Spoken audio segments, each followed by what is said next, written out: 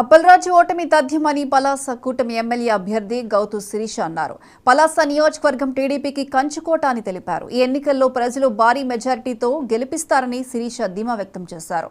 పలాసలో YCP పార్టీని ఇంటికి పంపించడం జరుగుతుందంటున్న గౌతు శిరీషతో మా ప్రతినిధి వెంకటరమణ ఫేస్ టు ఫేస్.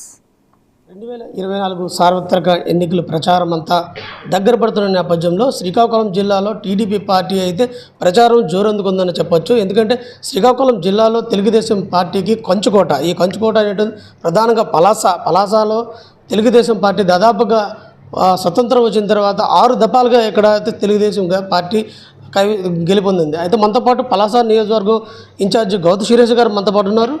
ఆవిడ నుండి మరి కొంత సమాచారం అయితే తెలుసుకునే ప్రయత్నం చేద్దాం. మేడం, ఎలా తెలుగుదేశం పార్టీ ఇక్కడ ప్రచారం ఏ విధంగా సాగుతుంది, ప్రజలు ఏ విధంగా మిమ్మల్ని బ్రహ్మరథం పడుతున్నారు? ప్రజల్లోని చాలా స్పష్టంగా మార్పు కనిపిస్తుందండి. ముఖ్యంగా ఎక్కడికి వెళ్ళినా మహిళలు, యువత వీళ్ళిద్దరి గురించి చాలా ప్రత్యేకంగా చెప్పగలగాలి. యువతలోని గతంలోని రాజకీయ పార్టీలకు కానీ రాజకీయ సభలకు కానీ దూరంగా ఉన్న యువత ఈరోజు వస్తున్నారు, పార్టిసిపేట్ చేస్తున్నారు. వాళ్ళ తాలూకు భావాల్ని చాలా చక్కగా వాళ్ళు వెలిబుచ్చుతున్నారు. అలాగే మహిళలు 5 సంవత్సరాల క్రితం జగన్మోహన్ రెడ్డి మోసపు హామీలతోని నమ్మిన మహిళలు ఈరోజు ఇంటి ముందుకు వస్తే మాత్రం మళ్ళీ అక్క చెల్లెమలని చెప్పి చీపులు తిరగేస్తామన్నంత కోపంతో ఉన్నారు.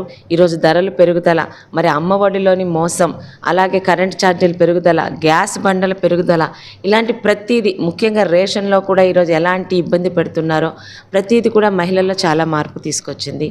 ముఖ్యంగా పలాస నియోజకవర్గం కానివ్వండి, ఆంధ్ర రాష్ట్రం కానివ్వండి, ఒక్క ఛాన్స్ అని ఇచ్చారో మోసపోయి ఇచ్చారో తెలియదు. కానీ జగన్మోహన్ రెడ్డికి ఈరోజు 5 సంవత్సరాల జగన్ పాలన వల్ల రాష్ట్రం ఎన్ని సంవత్సరాలు వెనక్కిపోయిందో, తమ పిల్లలకి భవిష్యత్తు ఉంటుందో లేదన్న భయం, ఇలాంటి వ్యక్తి మళ్ళీ వస్తే ఇక రాష్ట్రం మొత్తం ఇప్పటికే నాశనం, ఇక ప్రజల ఆస్తులు కూడా కొల్లగొడతారని ఒక ఆలోచనతో ప్రజలందరూ మాత్రం ఎన్డీఏ కూటమికి స్పష్టమైన ఆధిక్యతతోని మెజార్టీ ఇవ్వడానికి రెడీగా ఉన్నారు. ఇక్కడ పలాసలో ఇక్కడ శ్రీధర్ అప్పలరాజు ఆల్రెడీ మినిస్టర్గా, మీరు తన్ని ఏ విధంగా ఎదుర్కోబోతున్నారు? ఎన్ని ఓట్ల మెజార్టీతో మీకు పలాస ప్రజలు మీకు ఇవ్వబోతున్నారు? ఓట్ల మెజార్టీ అన్నది నేను చెప్పను, కానీ అప్పలరాజు గారి మీద ఖచ్చితంగా విజయం సాధిస్తాం.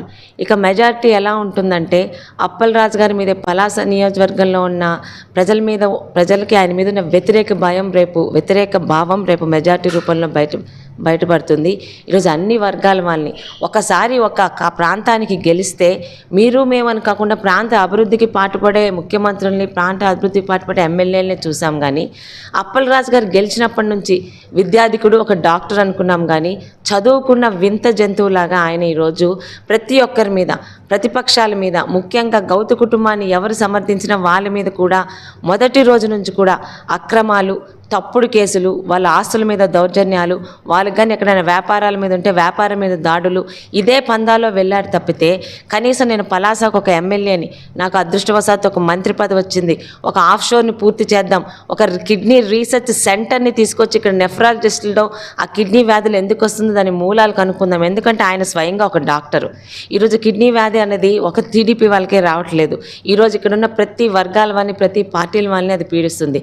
నిజంగా 2 మంచి పనులు చేస్తుంటే తెలుగుదేశాన్ని, గౌతు కుటుంబాన్ని ప్రజలు ఎప్పుడో మర్చిపోయేవారు. మొదలు పెట్టినప్పటి నుంచి, అధికారంలో వచ్చినప్పటి నుంచి తప్పులు తప్పితే పలాసలో ఎన్నడూ లేని భూకబ్జాలు, పలాసలో ఎన్నడూ లేని దాడులు, ఎప్పుడూ లేని కులాల మధ్య మరి ఇక్కడ గొడవలు, ఇలాంటి వాటితోనే ఆయన ముందుకెళ్ళాడు. ప్రజలు తెలుసుకున్నారు. రాష్ట్రంలో ప్రజలు, పలాసలో ప్రజలు, ఇటు పలాసలో నాకు కానీ రాష్ట్రంలో ఎన్డీఏ కూటమికి కానీ స్పష్టమైన మెజార్టీ వస్తుంది. ఇది మొత్తం మీద చూసుకుంటే పలాసలో ఈ 2024 సార్వత్రిక ఎన్నికల్లో నన్ను పలాస ప్రజలు భారీ మెజార్టీతో గెలిపిస్తారంటూ శిరీష గారు ధీమా వ్యక్తం చేస్తున్న పరిస్థితి. అయితే మరోపక్క ఇక్కడ ఉన్న స్థానికంగా ఉన్న ఎమ్మెల్యే మంత్రి శ్రీధర్ అప్పలరాజు పైన చాలా ఆరోపణలు ఉన్నాయి. ప్రజలు ఆయన నమ్మే పరిస్థితులు లేరు. ఎందుకంటే ఏ కొండను కూడా వదలలేదు, కొండలేని గుట్టలేని ఎన్ని కూడా భూ కబ్జాలు బాగా ఆయన ఆయంలో పెరిగిపోయినాయి. కాబట్టి ఈ ప్రజలు ఆయన నమ్మే పరిస్థితుల్లో లేరంటూ కూడా శిరీష గారు చెప్తున్న పరిస్థితి. ఇది కూడా తాజా పరిస్థితి. వీడియో వెంకటరంతో